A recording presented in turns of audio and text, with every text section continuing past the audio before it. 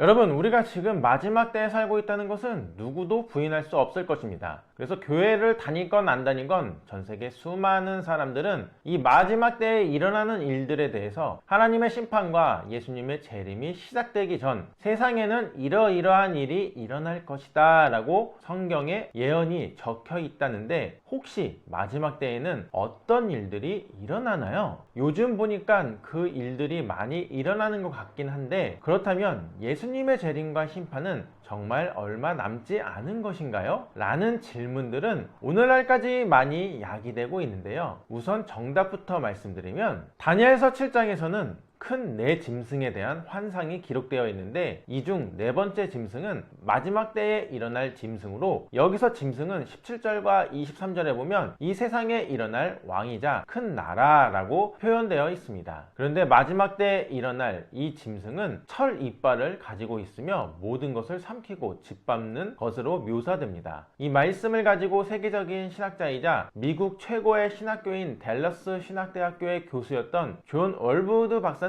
이는 막대한 힘과 권력을 상징하며 마지막 때에 일어날 적그리스도의 철권 통치와 연관지어 해석할 수 있습니다 라고 주장했습니다. 그리고 요한계시록 13장에도 이어 똑같은 짐승이 나와서 하나님을 모독하고 세계정부 체계를 세워 철권 통치를 한다라고 나와 있는데요. 그래서 이 구조를 통해 많은 사람들은, 아니 어떻게 이 글로벌 시대에 전 세계 모든 사람들을 다스릴 수가 있나 라고 질문을 하기도 합니다. 그런데 요즘 들어 그 의문점들이 깨지기 시작한 사실 혹시 알고 계셨나요? 맞습니다. 다니엘서 12장 4절에 보면 마지막 때의 특징을 사람이 빨리 왕래하며 지식이 더하리라 라고 기록되어 있듯이, 과학의 발달과 AI 기술력의 증가로 점점 인류를 통치할 수 있는 시스템이 완성이 되고 있다는 것입니다. 그래서 미국의 유명 목회자들은 미국에 살면서 마지막 때가 다가왔다고 피부로 느끼는 점 중에 하나가 바로 홍채 인식의 발달이라고 주장하기도 하는데요. 얼마 전 챗GPT의 아버지인 샘 올트먼이 월드코인을 만들면서 홍채 정보를 주면 30만 원을 준다는 광고를 냈습니다. 행보를 보면 좀 무서운데요. 챗GPT가 나오고 1년이 조금밖에 안 지났습니다. 그런데 굉장히 짧은 시간 만에 오픈 AI 기업 가치는 100조 원이 넘었었습니다. 오픈 AI는 2015년에 비영리 법인으로 만들어졌습니다. 이유는 인공지능 기술 개발을 통해서 인류에 긍정적인 영향을 주기 위해서 어떻게 보면 뻔한 가치를 내세웠어요. 처음에는 올트먼과 일론 머스크만 이사였다가 공동 창업자인 그레브 브루먼까지 들어오면서 몇 명 더 이사로 들어왔거든요. 오픈 AI 방향성 때문에 나중에 일론 머스크는 2018년에 떠났다라고 알려져 있었는데, 최근 머스크가 오픈 AI를 떠난 이유를 말해줍니다. 원래는 테슬라가 AI 사업을 하면서 이해상층 규정 때문에 나온 것이 아니라 지분 제한을 받았었기 때문이라고 했는데, 알고 보니까 오픈 AI가 비윤리적이고 불법적으로 보였다, 그래서 나왔다, 이런 얘기를 했습니다. 조금 시간차가 있는 얘기이긴 한데요, 오픈 AI를 비윤리적이다, 불법적으로 보였다라고 말을 합니다. 거기다가 머스크는 오픈 AI의 구조가 합법적인지 명확하지가 않다라면서 오픈 AI를 비판하기 시작하면서 이런 말도 합니다. 자유는 권력의 분배에 있는 것이다. 절대주의는 권력이 집중되어 있다. 이렇게 말한 머스크의 의도는 뭐냐 하면, AI의 권력이 오픈 AI로 집중되고 있는 상황을 비유한 거예요. 지금 샘 올트먼이 운영하고 있는 월드코인은 홍채 정보를 다 모으고 있습니다. 집중화를 시키고 있죠. 그리고 오픈 AI는 AI를 독점하고 있고요. 그럼 두 가지 다 독점이 되는 것입니다. 그럼 미국과 달러랑 한번 비교를 해볼까요? 미국이라는 나라는 전 세계 다른 나라와 싸워도 이길 수 있을 만큼의 파워를 가진 패권국입니다. 달러의 가치는 전 세계에 있는 화폐 가치를 합쳐도 그것을 다 이길 수 있는 귀축 통화입니다. 그럼 오픈 AI랑 월드코인이 그런 형태로 혹시 이어지려고 하는 게 아닐까? 오픈 AI를 AI 시대에서 써먹는 귀축 통화처럼 쓰려고 하는 게 아니냐? 이런 의심도 해볼 수 있지 않을까? 많은 전문가들이 예측을 하고 있습니다. 참고로 요한계시록 13장 17절에 보면, 누구든지 이 표를 가진 자 외에는 매매를 못하게 하니, 이 표는 곧 짐승의 이름이나 그의 이름은 수라라고 나와 있는 것처럼, 마지막 때에 나타날 적그리스도가 하는 일은 바로 매매할 때에 사용하는 결제 시스템을 관리한다 라고 나와 있는데요. 이처럼 지금 마지막 때에 사용되어질 AI 기술력은 거의 완성이 되어가고 있다, 이렇게 볼 수가 있다는 것입니다. 샘 올트먼의 월드코인 입장에서는 홍채 정보를 파괴하고 암호화된 데이터만 저장한다라고 말하지만 이걸 정말 파기했는지 아닌지는 알 수가 없습니다. 그래서 작년 12월 프랑스, 인도, 브라질은 서비스 제공을 중단했고요. 미국도 허가하지 않고 있어서 대한민국이라든가 싱가포르라든지 이런 데들은 할 수가 있습니다. 미국에서 싱가포르라든가 대한민국으로 와서 코인 정보를 등록하고 월드코인을 받아갈 수 있게 홍채 정보를 독점을 하고 나면 그것으로 무엇을 할 것이냐, 이게 제일 화두가 되거든요. 벌써 191일 만에 120개 나라에서 320만 명의 홍채를 등록했습니다. 샘 올트먼은 AI 시대에 인간이 자신은 AI가 아님을 증명하는 신분증으로서 홍채를 쓴다 라고 말을 하는데, 즉 이 말은 AI와 사람 간에 분간하기 어려운 세상이 온다라는 걸 전제로 말을 한 것이라 더욱 이 발언에서 무서움을 느낄 수가 있습니다. 그러므로 AI 시대에서 가장 경계하고 조심해야 되는 것은 사람이다, 혹은 AI 시대의 무서움을 간접적으로 경고해주고 있는 그것을 중앙에서 컨트롤할 수 있는 사람이다 라는 것인데, 이것이 성경 말씀에 비유하면 바로 적그리스도가 될 수가 있는 것이죠.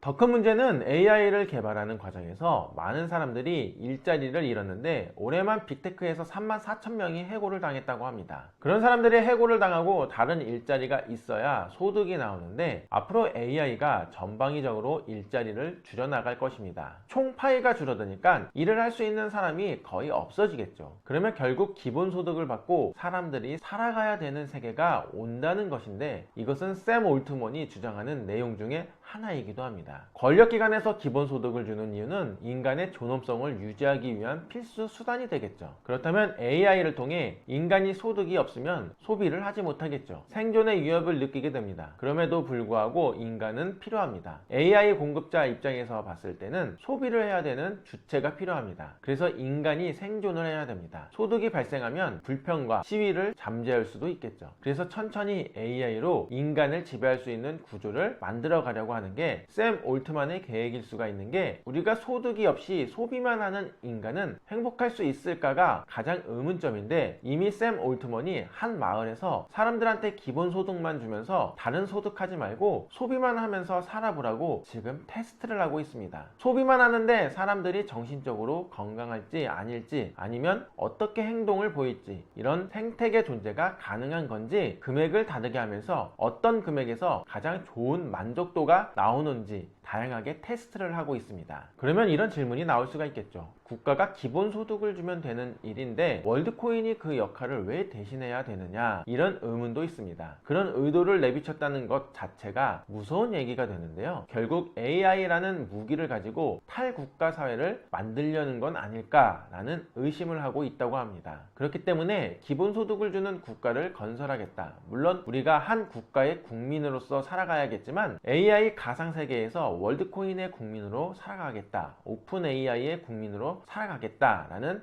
취지라는 것이죠. 왜냐하면 월드코인을 받게 되면 그 어플에 보면 그림이 여권처럼 나와 있습니다. 왜 여권으로 만들었는가 의심을 해봐야 되겠죠. 결론을 맺으면 우리가 성경을 볼 때에 마지막 때에 일어나는 일들을 기록한 다니엘서 7장과 요한계시록 13장에 나타난 마지막 때의 짐승은 막대한 힘과 권력을 상징하며 적그리스도의 철권 통치에 대해 예언하고 있습니다. 세계적인 신학자이자 댈러스 신학교의 교수였던 존 월브우드 박사님은 이러한 짐승이 세계정부 체계를 세워 하나님을 모독하고 전 세계를 다스린다고 해석을 했습니다. 그런데 마지막 때를 가면 갈수록 현대 기술의 발전과 특히 과학과 AI 기술의 진보는 다니엘서 12장 4절에서 예언된 바와 같이 마지막 때에 사람이 빠르게 왕래하며 지식이 증가함으로 말미암아 전 세계적인 통치 시스템의 가능성을 말해주고 있습니다. 그런데 오늘날 밝혀진 홍채 인식 같은 기술의 발달과 AI를 통해 월드코인으로 기본소득만 주면서 매매를 관리하면서 사람들을 통치하는 시스템을 연구하는 사람들이 이미 우리 주변에 있다는 것입니다. 이것은 분명 요한계시록 13장 17절에 보면 누구든지 이 표를 가진 자 외에는 매매를 못하게 하니 이 표는 곧 짐승의 이름이나 그 이름의 수라라고 나와 있는 것처럼 마지막 때에 나타날 적그리스도가 하는 일은 바로 매매할 때에 사용하는 결제 시스템을